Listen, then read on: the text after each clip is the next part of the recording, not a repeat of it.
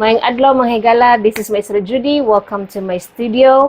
So this is going to be a studio vlog, okay?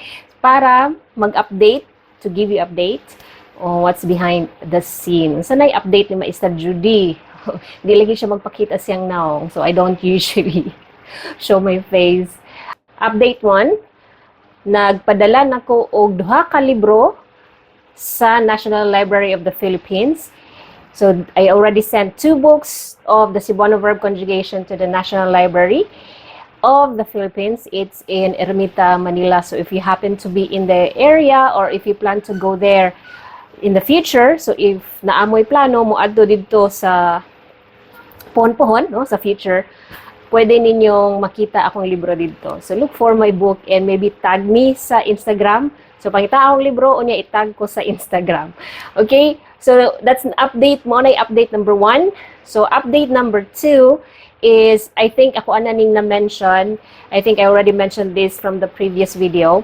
So, ako ananing na-mention sa niaging video na from the sponsorship that I got, so, gikan sa sponsorship na akong nakuha from my Cebuano verb conjugation book, I already bought an A3 printer. So, nakapalit na ko og A3 printer para so that I can print posters and cover page for my books. So, I need a bigger printer for that. So, nagkinahanglan kog dako-dako nga printer para sa mga cover pages, sa mga cover page akong libro. Okay? Nag-invest ko og paper cutter. So, mao ni siya akong paper cutter karon mga higala. Ako ipakita ninyo ha. I will show it to you. So, kani, it has laser mga higala. Na siya laser there. So, na siya laser and then na siya mga buttons here. So, very safe to use. Gini siya mga higala. It's very safe to use. Unya, sayon rapod ni siya. Ako i-on mga higala. Ako sa i-on. Kajut lang. Kajut lang. Okay. Muna siya mga higala. Ako nang na-on. There. Nakaganahan ako niya mga higala. What I really like about it is the laser. So, ang old na ko nga manual cutter na ko mga higala is this one. So, this is my manual cutter. Actually, mga higala, I'm actually naghimo sad ko og password notebook here. This one. Kung interesado mga higala, so here, mo na ni siya, no, I can actually cut a straighter notebook. And here, it will tell me, so kani siya, makita sa nako, no, it will tell me, it will show me where I should cut there. So, even if it's 1 mm, I can actually cut it. So, dako siya tabang.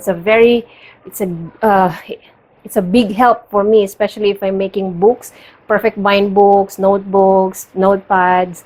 So, dako siya tabang. So, mao na siya akong new baby, bagong baby na ko sa studio.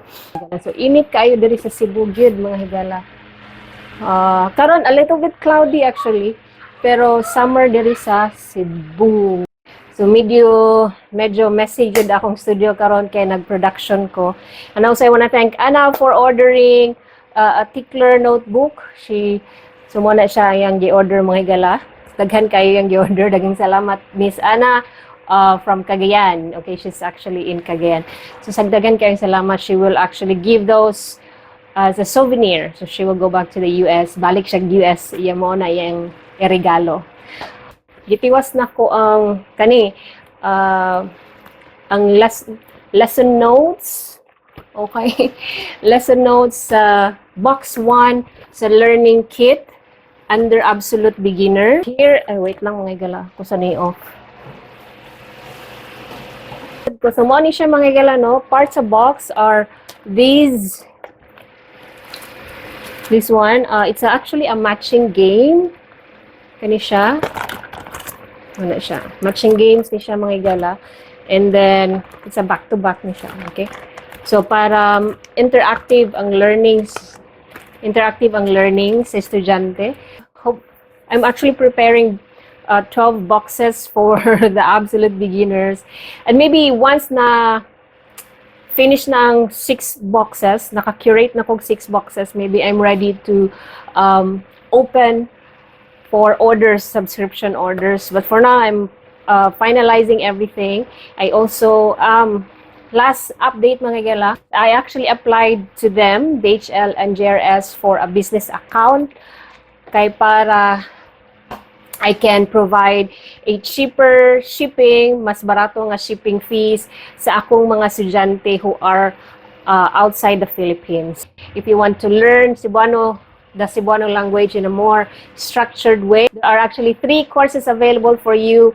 All of them are actually work in progress, so I actually update those courses every single day. So I hope you guys will subscribe, and actually helps me keep going with the website and sharing new lessons here on my YouTube channel as well. So daghang salamat mga higala, and kita-kita ta puhon, kita-kita ta sunod. Bye!